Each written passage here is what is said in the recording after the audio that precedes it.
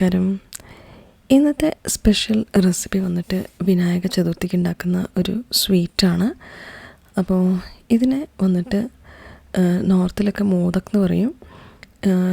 ഈ റെസിപ്പി വെച്ചിട്ട് അവർ ഗണേശനെ പൂജിക്കാനൊക്കെ വയ്ക്കും. ഗണേശന് വളരെ ഇഷ്ടപ്പെട്ട സ്വീറ്റാണെന്നാണ് പറയുക. ഇതെങ്ങനെയാണ് ഉണ്ടാക്കുന്നത് നമുക്ക് നോക്കാം.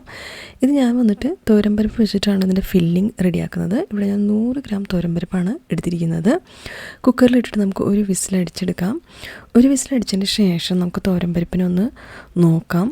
നമ്മൾ ഇങ്ങനെ വിരലുകൊണ്ട് പ്രസ് ചെയ്യുമ്പോൾ അതിൻ്റെ സൈഡ് നന്നായിട്ട് സോഫ്റ്റായിട്ട് വെന്തിട്ടുണ്ടാവണം. നടുക്കിൽ ഉള്ളിൽ വെന്തുണ്ടാവരുത്, ഒന്ന് ഉടയരുത്. വെന്തിട്ടുണ്ടാവണം, ഉടയരുത്. ഇതിലുള്ള വെള്ളം നമുക്കൊന്ന് ഊറ്റിയെടുക്കാം. ഊറ്റിയെടുത്തതിന് ശേഷം പരിപ്പിനൊന്ന് ആറാൻ വയ്ക്കാം. ആറിയതിന് ശേഷം ഒരു മിക്സി ജാറിലേക്ക് ഇട്ടിട്ട് നന്നായിട്ട് തിക്കായിട്ടുള്ള പേസ്റ്റായിട്ട് അടിച്ചെടുക്കാം. അപ്പോൾ ഇവിടെ ഞാൻ തിക്കായിട്ട് അടിച്ചെടുത്തിട്ടുണ്ട്. ഇനി നമുക്കൊന്ന് മാറ്റി വയ്ക്കാം. ഇനി മീഡിയമായിട്ട് ചൂടുള്ള പാനിലേക്ക് 100 ഗ്രാം തോരമ്പരിപ്പിന് ഞാൻ 100 ഗ്രാം ശർക്കരയാണ് എടുത്തിരിക്കുന്നത്. ശർക്കരയിൽ കുറച്ച് വെള്ളം ഒഴിച്ചിട്ട് നമുക്കൊന്ന് ഉരുക്കാം. ശർക്കര ഉരുകി വരുമ്പോൾ ഇതിലേക്ക് ഒരു നുള്ള് ഉപ്പ് ചേർക്കണം. അപ്പോൾ ഇവിടെ ഞാൻ ഉരുകി വന്നിട്ടുണ്ട്. ഞാനൊരു നുള്ള് ഉപ്പ് ചേർക്കുന്നുണ്ട്. എന്നിട്ട് 1 ടീസ്പൂൺ ഏലക്കായപ്പൊടിയും കൂടി ഇതിലേക്ക് ചേർക്കാം.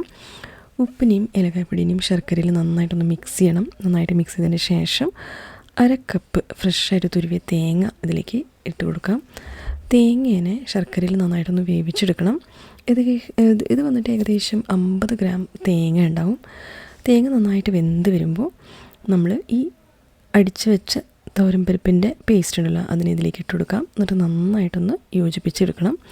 തോരമ്പരിപ്പിനെയും ശർക്കരേനെയും പിന്നെ തേങ്ങേനെയും നന്നായിട്ടൊന്ന് മിക്സാക്കി കട്ടകളൊക്കെ ഒന്ന് ഉടച്ച് നന്നായിട്ടൊന്ന് യോജിപ്പിച്ചെടുക്കണം.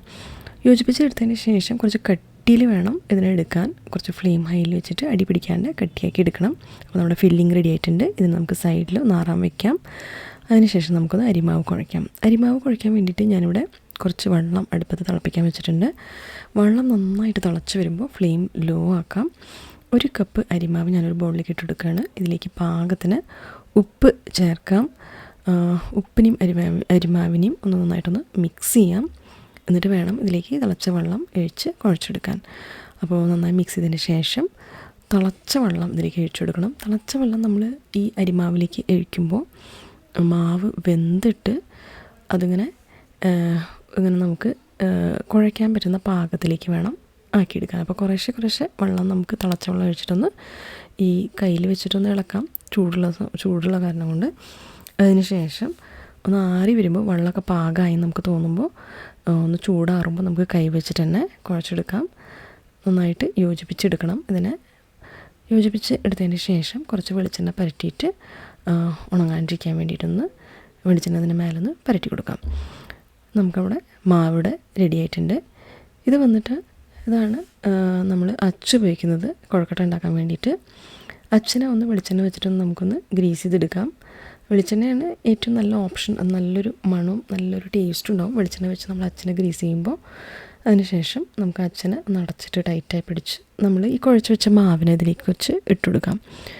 മാവിനെ ഇതിലേക്ക് ഇട്ടിട്ട് അതിനെ സൈഡിലേക്ക് ഈ അച്ചിൻ്റെ സൈഡിലേക്ക് ഒന്ന് പ്രസ് ചെയ്യണം. അപ്പോഴാണ് അത് അച്ചിൻ്റെ ഷേപ്പ് എടുക്കുള്ളൂ. അപ്പോൾ അധികം മാവുണ്ടെങ്കിൽ കുറച്ച് എടുത്ത് മാറ്റാം. എന്നിട്ട് ഒട്ടും അച്ചിൻ്റെ ഉൾഭാഗം കാണാണ്ട് മാവിനെ നമുക്കൊന്ന് പ്രസ് ചെയ്തിട്ട് സൈഡിലേക്ക് ആക്കി കൊടുക്കണം. അപ്പോൾ ഇതുപോലെ നിങ്ങളൊന്ന് ആക്കിയാൽ മതി, ഞാനിവിടെ ചെയ്യുന്ന പോലെ തന്നെ. അപ്പോൾ ഈ മാവ് അച്ചിൻ്റെ ഷേപ്പ് എടുക്കുന്നതാണ് ഇതുപോലെ നമ്മളാക്കുമ്പോൾ. അപ്പോൾ നന്നായിട്ട് സൈഡിലൊക്കെ പ്രസ് ചെയ്തതിന് ശേഷം നമ്മൾ ഈ ഉണ്ടാക്കി വെച്ച ഫില്ലിംഗ് ഉണ്ടല്ലോ, അതിനെ ഇതിൻ്റെ ഉള്ളിലേക്ക് കുറച്ച് നിറച്ച് കൊടുക്കാം. നിറച്ചിട്ടൊന്ന് അമർത്തിയതിന് ശേഷം നമുക്കിതിനെ സീൽ ചെയ്യാം. അപ്പോൾ ഈ അരിമാവിനെ ഒന്ന് പരത്തിയിട്ട് അതിൻ്റെ ഒന്ന് നമുക്ക് സീൽ ചെയ്തെടുക്കാം. കൂടുതൽ അരിമാവ് ഉണ്ടെങ്കിൽ നമുക്കതിനെ എടുത്ത് മാറ്റിയിട്ട് സീലിങ് കറക്റ്റായിട്ട് ടൈറ്റായിട്ട് വരണം. അപ്പോൾ കുറച്ച് അരിമാവ് കൂടുതലായിട്ടുണ്ട്, ഞാൻ അതിനെ എടുത്ത് മാറ്റുകയാണ്. സീലിങ് കറക്റ്റായിട്ട് വരണം, അപ്പോഴാണ് നമുക്ക് ഈ ഷേപ്പ് കറക്റ്റായിട്ട് കിട്ടുള്ളൂ.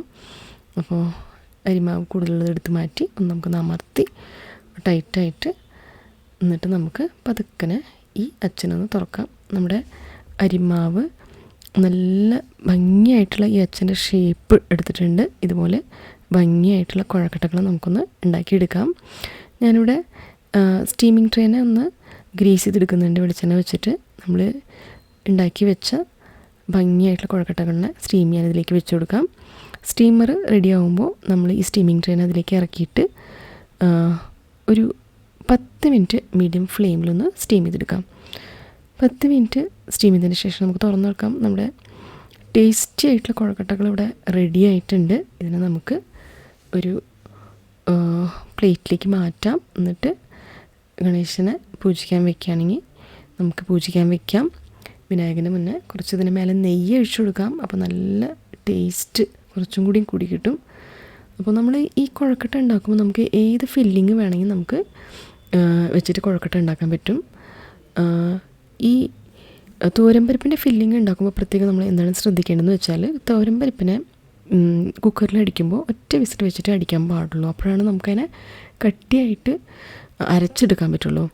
പിന്നെ അരിമാവ് കുഴയ്ക്കുമ്പോൾ തിളച്ച വെള്ളം വെച്ചിട്ട് തന്നെ കുഴയ്ക്കണം. നമുക്ക് ഈ കുഴക്കട്ടയുടെ മേലെ നമുക്ക് കുറച്ച് കുങ്കുമപ്പൂ വെച്ചിട്ടൊന്ന് ഡെക്കറേറ്റ് ചെയ്യാം. അപ്പോൾ റെസിപ്പി കണ്ടതിന് നന്ദി. ഇതുപോലെ നിങ്ങളൊന്ന് ഉണ്ടാക്കി നോക്കിയിട്ട് നിങ്ങളുടെ അഭിപ്രായങ്ങളൊക്കെ ഒന്ന് അറിയിക്കുക. റെസിപ്പി ഇഷ്ടപ്പെട്ടെങ്കിൽ ലൈക്ക് ചെയ്യുക, ഷെയർ ചെയ്യുക, സബ്സ്ക്രൈബ് ചെയ്യുക. അടുത്ത വീഡിയോയിൽ ഒരു പുതിയ റെസിപ്പി ഞാൻ വരുന്നതായിരിക്കും. എല്ലാവർക്കും നന്ദി, നമസ്കാരം. Thank you.